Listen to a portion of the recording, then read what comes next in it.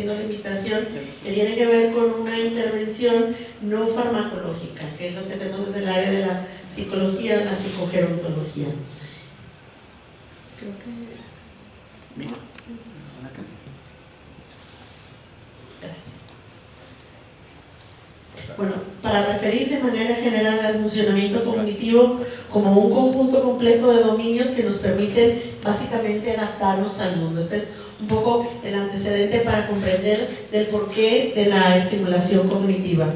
Varios dominios, entre ellos la atención, velocidad de procesamiento, habilidades espaciales, lenguaje, memoria, la percepción de la memoria, que esta es importantísima en la historia natural de la enfermedad, ahora lo vamos a comentar, y las funciones ejecutivas. Tenemos entonces un conjunto de funciones que nos permiten comprender el mundo, interpretarlo y además generar información. Y así es como actuamos cognitivamente con nuestro entorno, es lo que nos hace ser humanos, ¿no? Se dice que hay básicamente tres trayectorias de envejecimiento para simplificar un poco la idea, ¿no? El envejecimiento cognitivo normal, donde la persona, algunas habilidades declinan de manera natural, como aquellas que tienen una función orgánica básica, por ejemplo, las habilidades, la velocidad de procesamiento o algunos procesos de atención. Hay otra trayectoria que ya hemos comentado, que ya se ha comentado, que es el deterioro cognitivo leve o trastorno neurocognitivo menor. Este es como una antesala, se le conoce como el síndrome predemencial, un síndrome de transición hacia lo que conocemos como la demencia. Y por último, tenemos ya propiamente la demencia, que si se fijan además, el deterioro cognitivo leve parte del normal, la demencia parte del deterioro, y esta demencia pues tiene una tasa de progreso que es variable. Algunos dicen que del 13 al 15% de personas con deterioro va a progresar a demencia en un año. Hay quienes hablan de una tasa de más o menos del 14.5% anual, y hay quienes han encontrado que 50% de las personas que tienen deterioro cognitivo leve en 5 años van a progresar y van a empezar a presentar síntomas clínicos propiamente de una demencia. Entonces tenemos estas tres trayectorias, pero no ocurren así como de manera lineal, ¿no? En el continuum del envejecimiento, ¿sí? en la historia natural que nos comentaba el doctor, tenemos la cognición normal, ¿sí? Lo que se considera normativo, y que eso tiene que estar medido a través de pruebas estandarizadas y normalizadas para la población.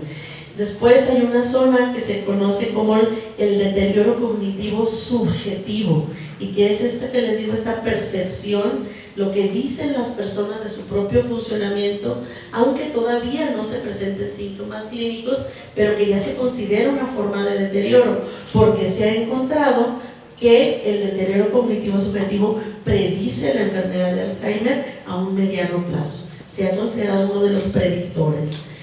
Y bueno, se ha encontrado evidencia en torno a esto, de cómo se da esa predicción. Tenemos después el deterioro cognitivo leve, la demencia, ya propiamente la demencia leve. Se ha encontrado progresión de deterioro cognitivo subjetivo a leve en un 27%, y de deterioro cognitivo a demencia, ahí es variable, hay quienes dicen el 50, el 12, el 14, pero las revisiones son más o menos consistentes, les decía, entre el 14%. Y bueno, ya de ahí los diferentes estadios de la demencia, leve, moderada, severa, o como se categorice, ¿no? Pero ahí empieza ya a agravarse la enfermedad. Tenemos también lo que se les llama áreas grises en esta progresión, ¿no? El área que ocurre entre cuando lo subjetivo se convierte en objetivo, es decir, cuando mi queja de memoria de verdad se convierte en una queja patológica de memoria y que sigue siendo objeto de investigación y objeto de estudio. Y obviamente cuando el deterioro se convierte en demencia, es decir, cuál es ese punto de quiebre, cuál es esa línea, cuál es ese cambio o esa serie de cambios decisivos para que el deterioro ya se convierta en una demencia, es decir, para que los síntomas crucen ese umbral patológico de esos síntomas clínicos. Entonces, en esta sintonía del continuo del envejecimiento cognitivo, encontramos estas dos dimensiones, el deterioro cognitivo subjetivo y el leve, como áreas de potencial intervención cognitiva o áreas de estimulación cognitiva propiamente. Ahí es donde se centra esta parte de la neuropsicología o de la psicogerontología. Es en esta zona preventiva, principalmente. También hay intervenciones en la demencia, pero se trata básicamente de intervenir para retrasar el deterioro, es decir, para apuntalar de alguna manera la aparición de los síntomas y para que la demencia no se manifieste, o bien se manifieste años más adelante en la vida, de manera que no sea un proceso tan largo o de manera que ni siquiera se llegue a manifestar en la vida de una persona. En este continuo, les decía, nos centramos en estas áreas de deterioro cognitivo normal, de la normalidad, lo subjetivo y el leve. Para la intervención tiene el objetivo de la reversión. Y hay evidencia científica, bastante evidencia, de cómo se puede revertir el deterioro o incluso del porcentaje de reversión del deterioro cognitivo y de los factores que están involucrados en esta reversión.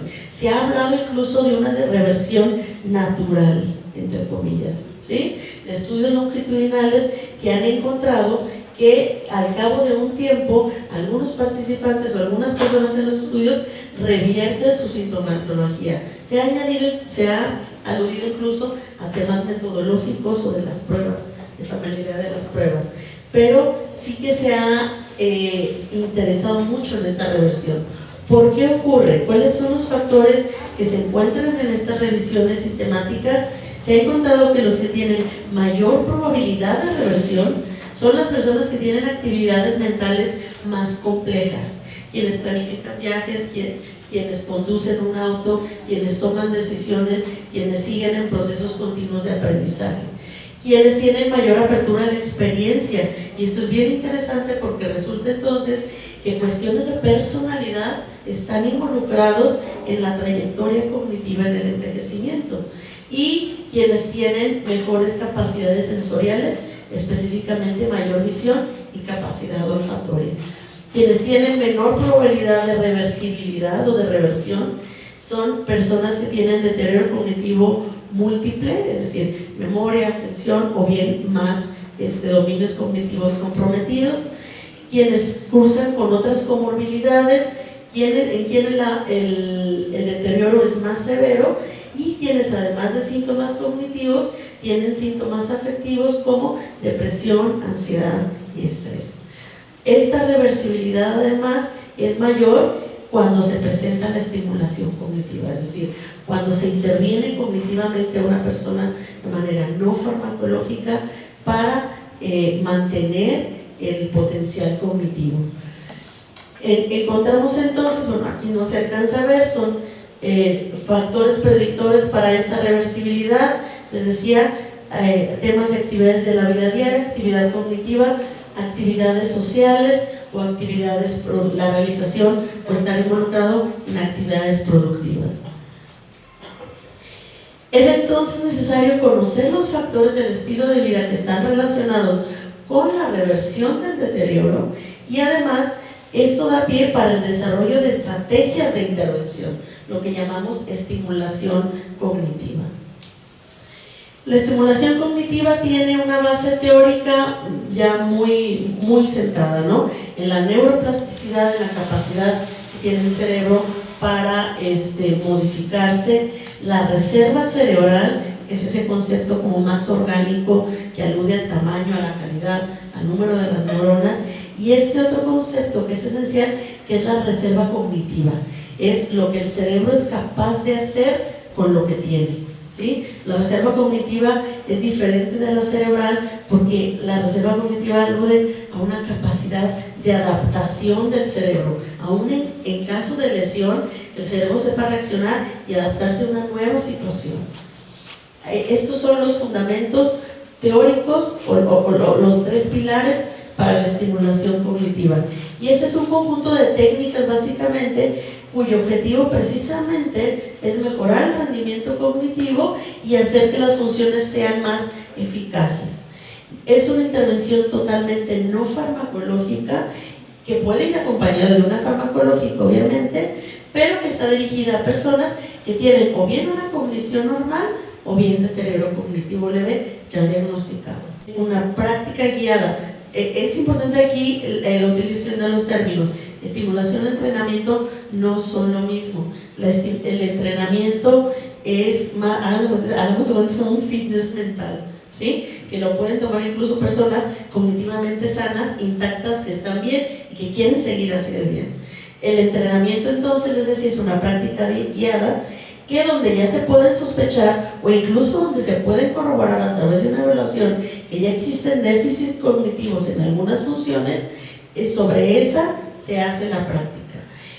Son además estructuradas, actividades estructuradas, tareas estandarizadas, generalmente a lápiz y papel, pero también ya hay muchas formas de intervenir, ahorita les voy a comentar algunas, y la dificultad tiene que estar totalmente adaptada al nivel de la ejecución individual.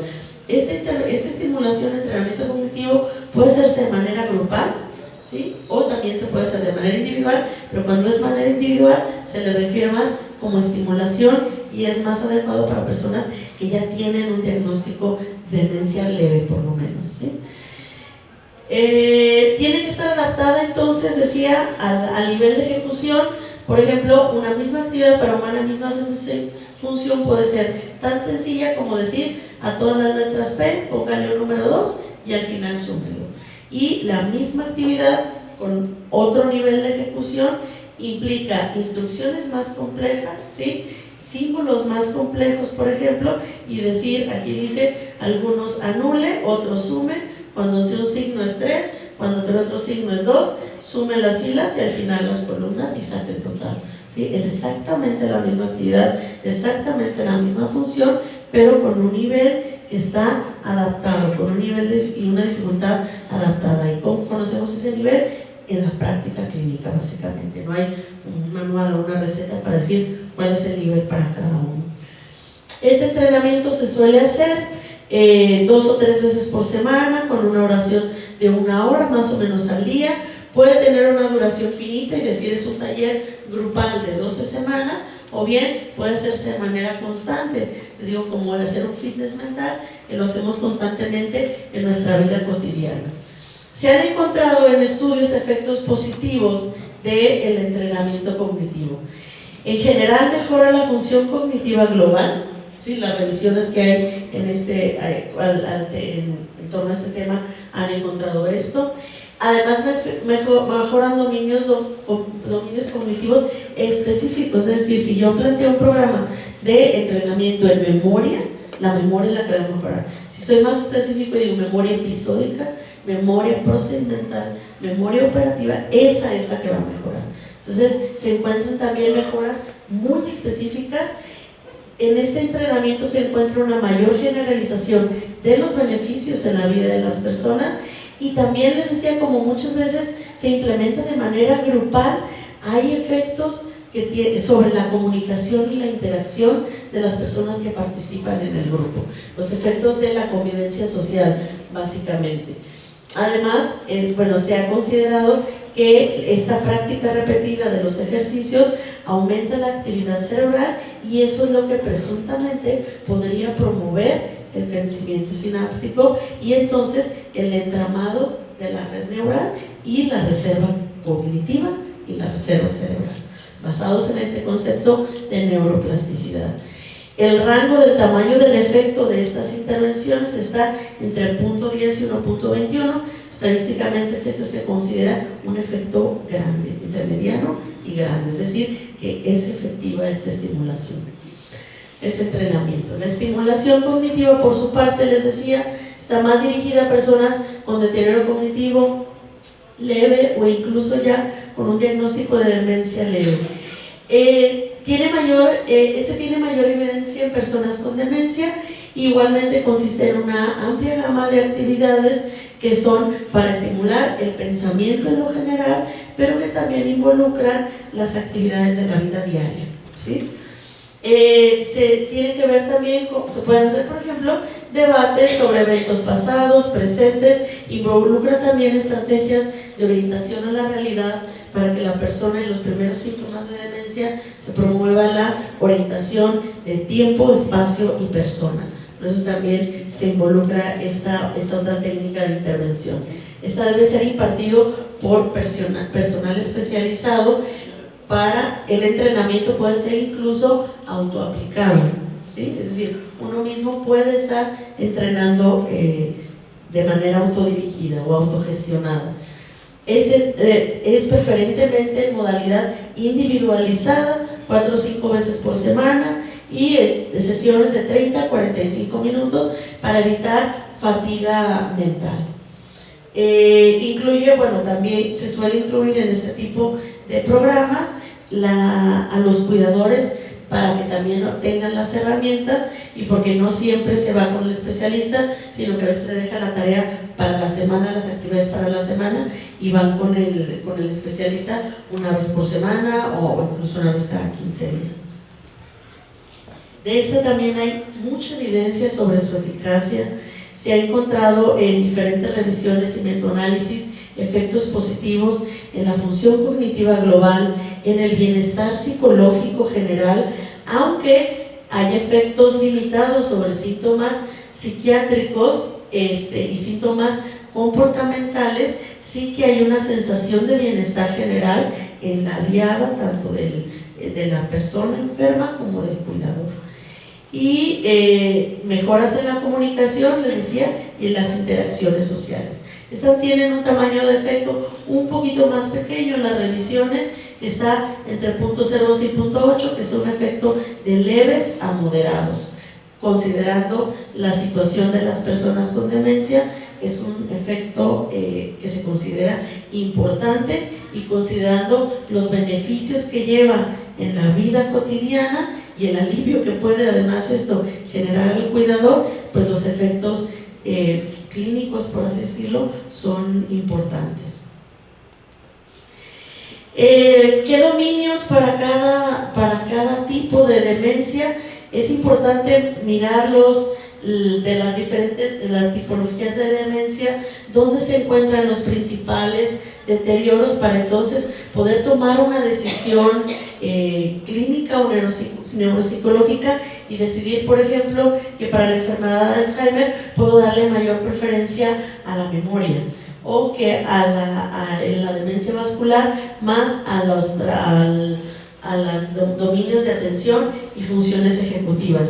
Y así con cada una de las tipologías de demencia uno puede decidir cuál dominio cognitivo favorecer en el entrenamiento, teniendo en cuenta que aquellos dominios que tengan leve o ningún nivel de deterioro son áreas de potencial cognitivo. Es decir, en la estimulación cognitiva no nos podemos centrar únicamente en lo que falla, sino tenemos que reforzar las áreas que están intactas para que permanezcan intactas, y ese sea el recurso cognitivo que nos permita intervenir en las otras dos áreas, o en las que decidamos, ¿no? Bueno, basándonos un poco en la evidencia, intervenciones basadas en evidencia, actualmente hay muchas, como formas de estimulación o entrenamiento. Las que tienen más evidencia es precisamente el entrenamiento, la estimulación cognitiva, el entrenamiento olfatorio, que se utiliza mucho también para la prevención del deterioro cognitivo y la demencia, el entrenamiento que tiene que ver con la actividad física y las actividades de la vida diaria, la estimulación multisensorial y últimamente la luminoterapia. Intervenciones con un poco menos evidencia, la musicoterapia, la orientación a la realidad y las terapias de reminiscencia o las terapias de revisión de vida. Intervenciones que requieren más evidencia, es decir, que son de alguna manera emergentes o que se han utilizado, pero todavía no hay suficiente investigación como para estimar los tamaños de los efectos o como para estimar qué tan efectivas son.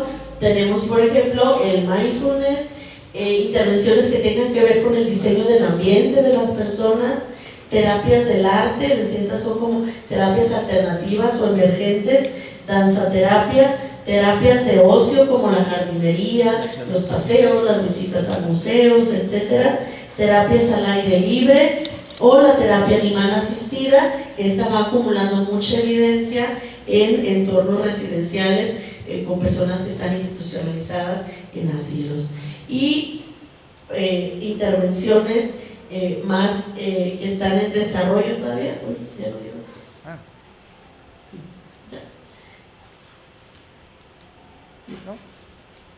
Perdón. Las intervenciones que involucran a la realidad virtual y a la inteligencia artificial. Estas intervenciones donde se hacen entornos virtuales simulados, donde las personas no tienen ni que ponerse de pie, ¿sí?, para poder intervenir y para poder, por ejemplo, estar en una cocina y ponerse a cocinar, o ponerse a doblar ropa, o ponerse a rompecabezas, o ponerse a armar una maleta, etcétera, ¿sí? Son estas intervenciones donde se está empezando a investigar. ¿Qué es lo más efectivo? Las intervenciones combinadas, es lo que se ha encontrado, es decir, no hay un solo tipo de intervención que resulte efectiva.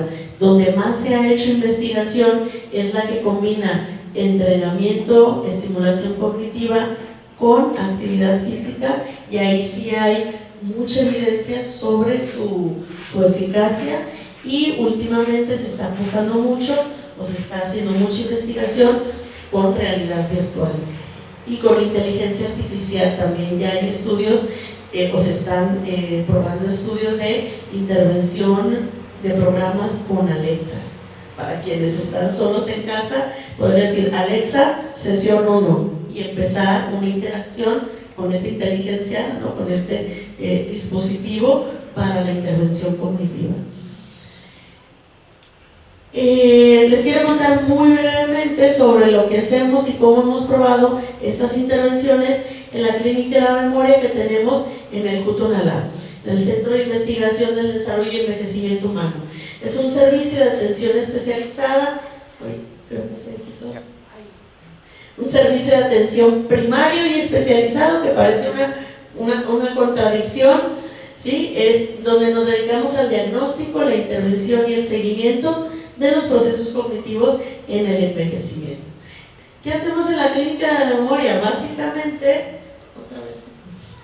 Básicamente, como a forma de investigación, precisamente probar la eficacia de algunas formas de estimulación cognitiva. Ofrecemos además a las personas un servicio especializado que se dedica al diagnóstico, la intervención y el seguimiento, y atendemos también necesidades de formación y de información de familiares y cuidadores.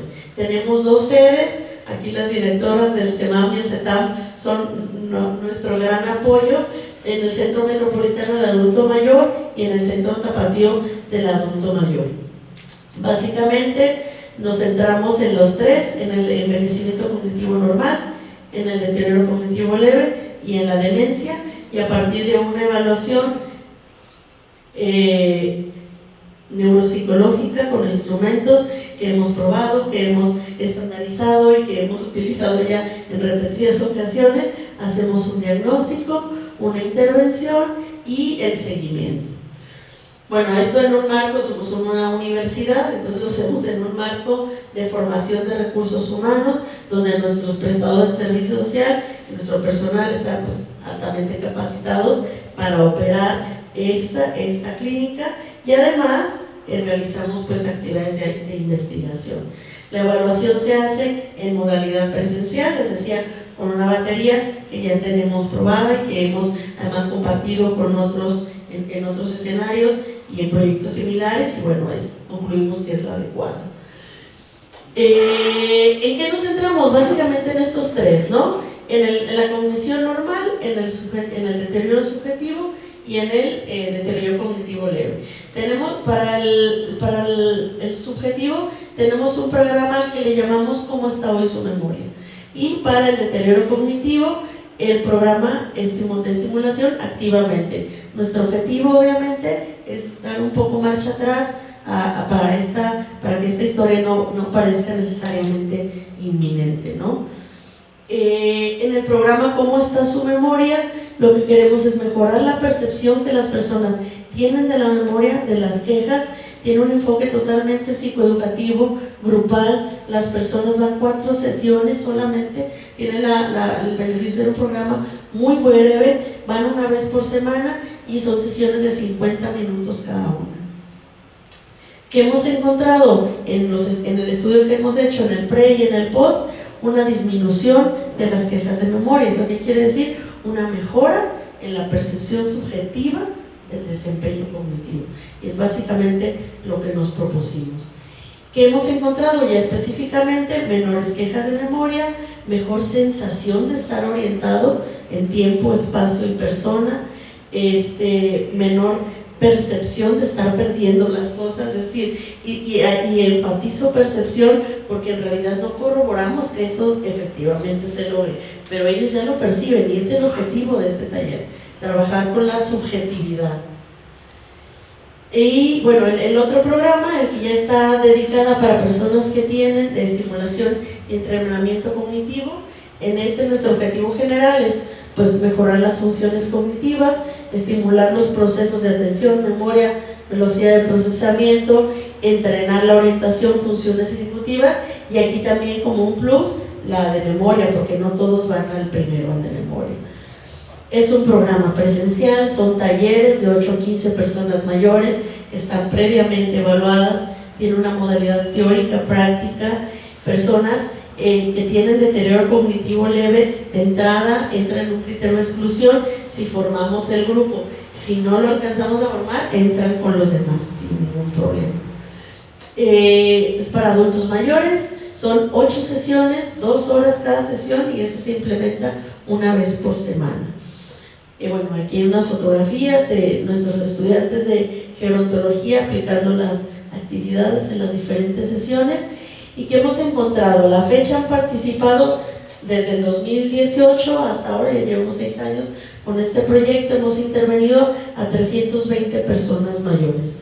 En la evaluación post-prueba hemos encontrado mejoras significativas en la memoria, en la velocidad de procesamiento, lenguaje, funciones ejecutivas y habilidades visoespaciales. No encontramos cambios en el funcionamiento cognitivo global, porque esta medida es el Mini-Mental y es un instrumento muy duro de mover, ¿sí? Es decir, no tiene mucha sensibilidad.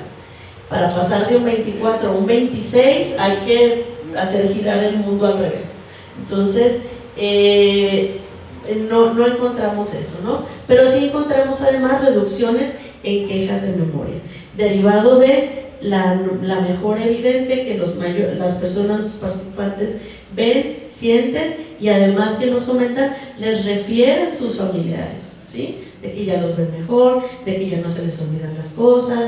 También fomenta esta sensación de autoeficacia y autonomía personal. Bueno, y para no pasarme ya mucho más, en 2 minutos, como ideas finales, la estimulación cognitiva es eficaz si queremos prevenir o retrasar la progresión de la demencia, incluso para reducir o revertir la tasa de conversión, ¿sí? La estimulación cognitiva debe suponer un esfuerzo cognitivo, es decir, esa dosis de cuándo es muy fácil, cuándo es muy difícil, eso se tiene que hacer sobre la marcha y con la persona ahí en vivo y en directo, ¿no? Deben ser actividades novedosas y que presenten un desafío y además un interés personal. Es necesaria la generación de más evidencia sobre las terapias que son alternativas, que no es que no funcionen, pero que todavía no hay suficiente evidencia. Les decía, las terapias multimodales son las más efectivas, las que combinan varias estrategias, y el reto actual es la incorporación de la inteligencia artificial, ¿sí? Como una herramienta de estimulación cognitiva, y de aquí viene de la mano el reto de la brecha digital en las personas mayores. Muy importante, lo que buscamos finalmente es preservar la reserva cognitiva en el envejecimiento y poder entonces en un momento dado hablar de más de envejecimiento cognitivo normal y hablar menos de deterioro y las subsecuentes patologías. Hablar de cognición normal y por lo tanto de envejecimiento saludable, que yo creo que es lo que todos queremos para nosotros mismos y los demás, una versión óptima de nuestro envejecimiento. Muchas gracias.